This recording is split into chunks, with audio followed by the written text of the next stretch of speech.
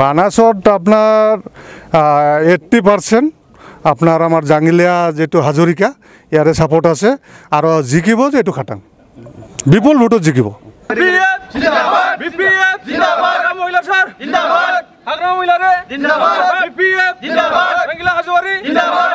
যোগদান মানে আমি বানাসর মানুহ তো আমি তাতে বিজেপিত আমার যেটো অজয় রায় তার লগত আমার কথা আছিল যে জঙ্গলৰ যেটো হাতী আমাক বিৰাট দিগদাৰ কৰি থাকে এই হাতীটোৱে প্ৰটেকশ্যন দিম বুলি কৈছিল।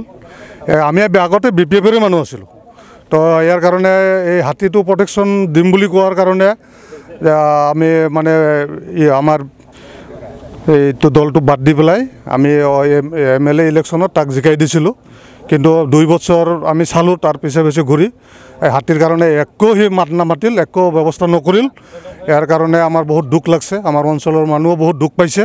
আমাৰ বিষ্ণুপুৰত এতিয়া কোনো ধৰণৰ খেতি বাতি কায়ো মানে ৰাখবা নোৱাৰা হৈছে ঘৰ দুৱাৰ ভাঙি আছে সেইটো একো ব্যৱস্থা নোলোৱাৰ কাৰণে ইতিমধ্যে আমি আমাৰ যেটো কেণ্ডিডেট বানাসৰ তাৰ লগত আমি কথা পাতিছোঁ ইলেকশ্যনৰ পিছতে আমাৰ যে ৰিজাল্টৰ পিছতে প্ৰটেকশ্যনৰ কাৰণে কাম কৰিব বুলি আমাৰ লগত কথা দিয়াৰ কাৰণে আমি আজি দলে ফলে আমি সকলোৱে বিজেপিটো বাদ দি পেলাই আমি আমাৰ BPF দলত আহি গৈছোঁ আৰু আগন্তুক দিনত আমি BPF-ক জিকাই লৈ আহিম বানাসৰ পৰা এইটো খাটাং।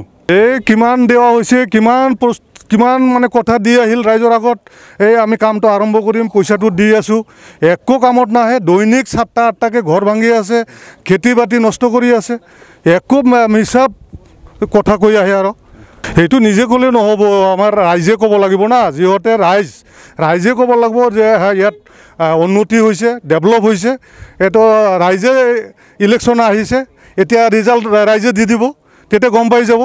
বানাসত আপনার 80% আপনার আমার জাঙ্গিলিয়া যেটো হাজরিকা ইয়ারে সাপোর্ট আছে আর জিকিব যেটো খাটাং বিপুল ভোটত জিকিব। চাকরি ক্ষেত্রতো আমার ধরক মোর যেটো সমষ্টি বানাসত আর বিষ্ণুপুর এরিয়া বিষ্ণুপুরের এরিয়াতো মই দেখাই পোৱা নাই এনেকা চাকৰি পাব বুলি তো এইবিলাক মিছা মাতি লাভ নাই।